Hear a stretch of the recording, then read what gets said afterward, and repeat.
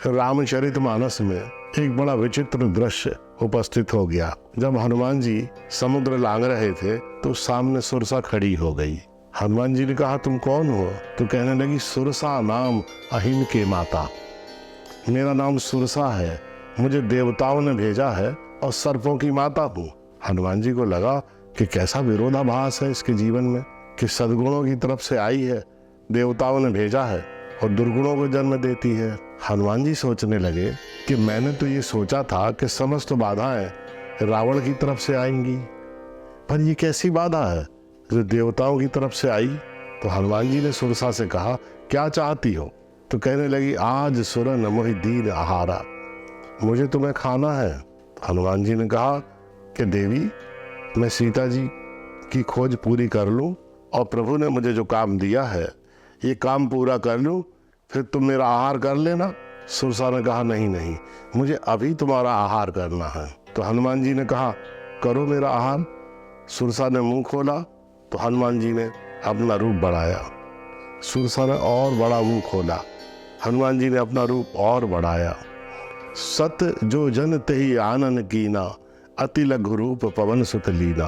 100 योजन का आकार सुरसा ने कर लिया। पूरे समुद्र में सुरसा का मुंह दिखाई देने लगा, पूरा समुद्र ढक लिया। हनुमान जी सोच में पड़ गए और सोचने लगे कि अरे ये तो लोकेशना है, ये यश और कीर्ति की कामना है ये सुरसा। इससे आकार में रंग बदलकर, आकार बदलकर, रूप बदलकर इसकी बराबरी नहीं कर सकते। तो हनुमान जी ने अति लघु रूप लिया, उसके मुंह में प्रवेश किया और बाहर आ गए और हाथ जोड़कर सुरसा से कहने लगे कि मैंने तो तुम्हारे श्रीमुख में प्रवेश किया था, तुमने ही मेरा आहार नहीं किया। सुरसा समझ गई कि ये कोई साधारण बानर नहीं है, ये अत्यंत बुद्धिमान बानर है और इन्होंने परीक्षा दे दी और ये परीक्षा में सफल हो गए। और हनुमान जी से हाथ जोड़कर कहने लगी कि आप प्रभु के कार्य से जाओ, आप सफल हो, मेरी शुभकामनाएं। ये सुरसा कौन है? ये सुरसा व्यक्ति के जीवन में जो यश और कीर्ति की कामना है, जो लोकेशना है, जो महत्वाकांक्षा है, ये सुरसा है। और इससे रंग में, रूप में, आकार में संसार का कोई आदमी इसका मुकाबला नहीं कर सकता।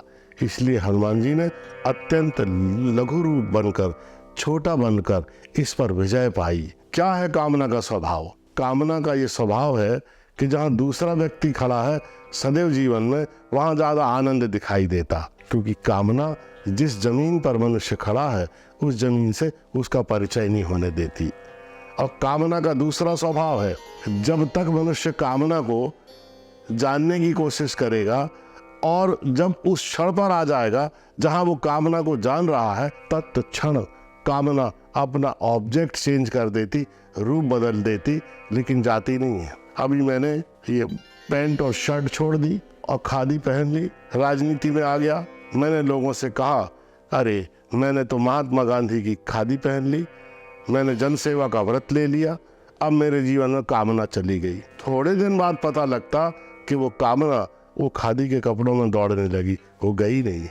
फिर मैंने खादी के कपड़े उतार फेंके और ये भगवा कपड़े पहन लिए और लोगों से कहा कि मैंने संन्यास ले लिया, मैंने भगवा कपड़े पहन लिए, मैं तो निवृत्ति मार्ग पर चला गया, मेरे को तो जीवन में वैराग्य का आविर्भाव हो गया और ये कामना चली गई। थोड़े दिन बाद पता लगता कि ये कामना इतनी चालाक है कि ये भगवा कपड़ों में भी आ गई, ये गई नहीं है, इसने अपना फिर रूप बदल लिया। इस तरह से ये कामना व्यक्ति को सारे जीवन भर रूप बदल बदल के, रंग बदल बदल के, आकार बदल बदल के व्यक्ति को ठगती रहती है, लेकिन ये कामना कभी जाती नहीं है।